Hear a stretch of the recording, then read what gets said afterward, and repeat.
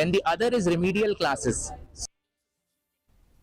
Chief Minister Conrad K. Sangma on Wednesday rubbish allegation levelled against Deputy Chief Minister Sniawbhalang Dhar and the government vis-a-vis drugs and illegal coal trade and termed them as baseless.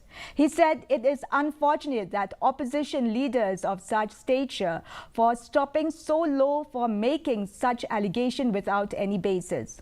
It was also alleged that the NPP is using this money to poach MLAs from other political parties. Reacting to this, Sangma said that all the MLAs who have merged with NPP have taken the step for development purposes.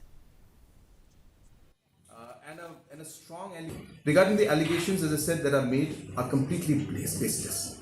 One can make any allegations, and it's very unfortunate that responsible leaders at that level could make such statements without any basis or any kind of facts is something that is really very unfortunate. And a strong allegation like that individuals are involved in drugs, which is, I said not just completely wrong in terms of the society, but it is anti-national.